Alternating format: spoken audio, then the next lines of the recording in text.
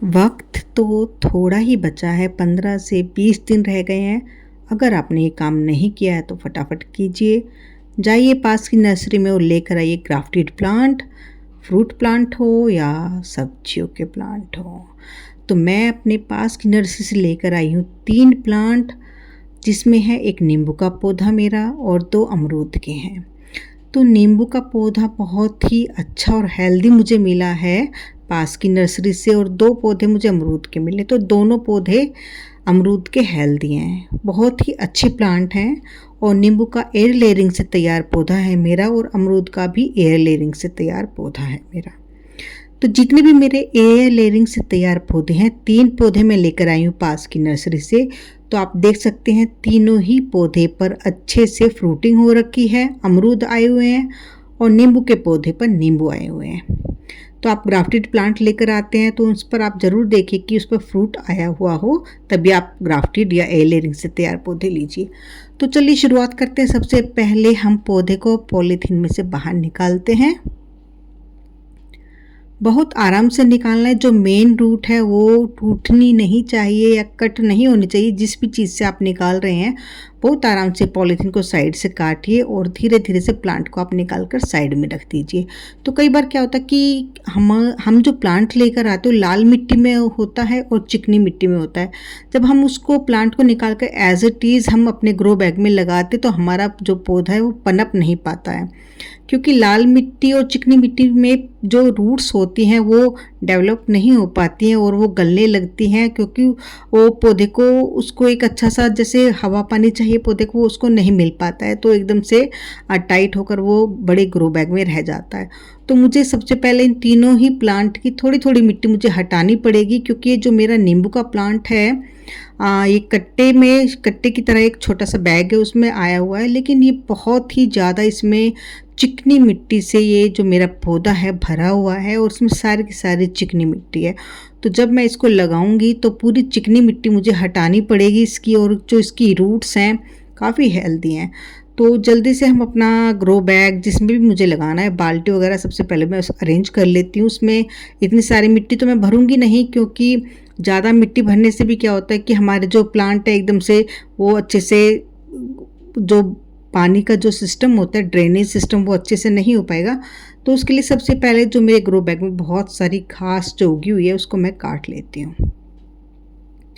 जल्दी जल्दी से सारी घास निकाल लिए, और ये घास इतनी हरी है, अगर आसपास कोई गाय वगैरह होती तो शायद वो खा लेती, उसके काम आ जाता, क्योंकि दिल्ली में बहुत सारी गायें ऐसे ही घूमती रहती हैं और कचरा कूड़ा पता नहीं क्या क्या खाती रहती है, पॉलीथीन खाती रहती हैं, और उनको इस तरह से हरी घास खाने को नहीं मिलती। और यहाँ पर मेरे पास बहुत सारी हरी घास हो गई है, और एकदम से जैसे मैं हरी घास काट रही थी तो मुझे याद आया कि काश कोई आसपास कोई किसी के घर में गाय होती तो मैं ये घास उसको देकर आ जाती तो खा लेती, बहुत खुश होती। लेकिन क्या है कि उनको खाने का कूड़ा खाने की आदत हो ही रहती है गाय वगैरह को, तो वो पता नहीं घास खाती या नहीं खाती। तो फिर मैंने ये सारा घास अपना सारा इकट्ठा कर लिया, और जी शुरुआत करते हैं अपने ग्रो बैग को, अपने बाल्टी को जो भी आपके पास है उसको भरने की।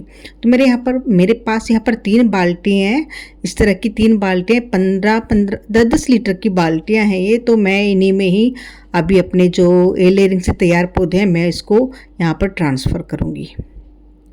तो सबसे पहले जितनी भी मेरे पास घास है थोड़ी थोड़ी मैं अपनी तीनों बाल्टियां घास से भर लूँगी। इससे होगा क्या, मिट्टी कम लगेगी हमारी, और जो एक घास है वो भी हमारी काम आ जाएगी, और ये धीरे धीरे वापस खाद में बदल जाएगी, कंपोस्ट में बदल जाएगी। और बहुत ही अच्छा, बहुत ही मतलब जब हम कभी इसको ट्रांसफ़र करेंगे पौधे को और हम अपनी मिट्टी को निकालेंगे तो एक घास जो है हमारी वो खाद बन चुकी होगी। तो फिर अपना मैंने आधा बाल्टी घास करीब डाल दिया है, क्योंकि हम मिट्टी डालेंगे तो वो घास नीचे बैठ जाएगी और फिर धीरे धीरे वो गलने लगेगी, सड़ने लगेगी और खाद में तब्दील हो जाएगी। तो यहाँ पर इस तरह से मैंने अपनी तीनों बाल्टियाँ भर के रख ली हैं। तो आप भी कभी आपके पास कोई भी ग्रो बैग हो और मिट्टी की आपको चिंता रहती है कि इतनी सारी मिट्टी हम कहाँ से लाएं, किस तरह से अपना ग्रो बैग भरें, तो आपको बस यही करना है कि सबसे पहले आप अपने ग्रो बैग में सूखे हुए पत्ते डाल दीजिए, टहनियाँ डाल दीजिए तोड़ कर, अंडे की ट्रे होती है उसको आप तोड़कर डाल दीजिए, या जो गत्ते वगैरह होते हैं उसको तोड़कर आप डाल दीजिए, किचन वेस्ट होता है, छिलके वगैरह होते हैं उसको डाल दीजिए। उस तरह से आप अपने ग्रो बैग को आधे से ज़्यादा फिल कर लीजिए। फिर थोड़ा बहुत ऊपर से मिट्टी वगैरह डाल दीजिए, फिर आप उसके ऊपर कागज़ वगैरह सूखे पत्ते डाल दीजिए। तो इस तरह से जो आपका बड़ा ग्रो बैग वो अच्छे से भर जाएगा।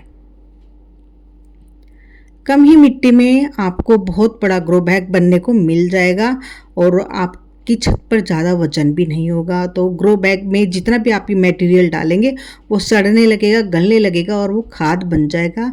तो इस चीज़ की आप चिंता मत कीजिए कि कहीं हमारा प्लांट ख़राब हो जाए, ऐसा कुछ नहीं होगा।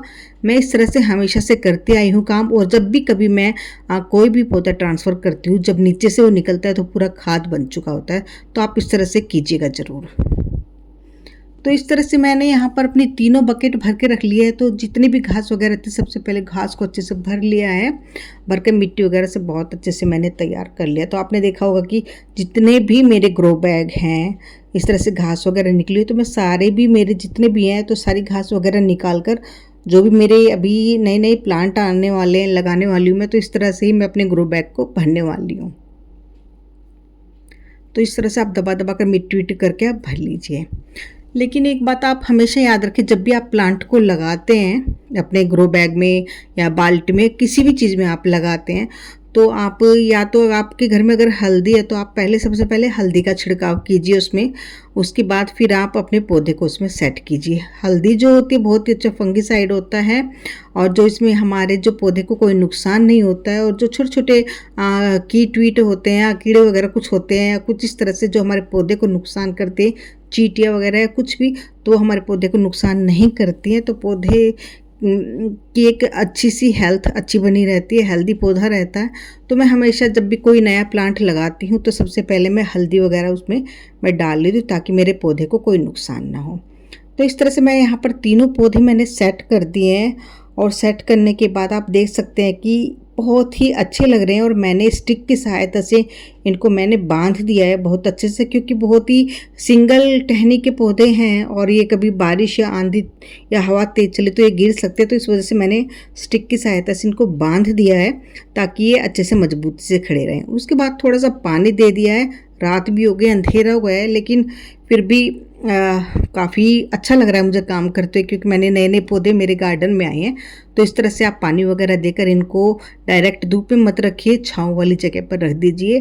तो 2 से 4 दिन के बाद ये बहुत अच्छे से सेट हो जाएंगे, तब आप इनको आप अच्छे से धूप में आप रख सकते हैं।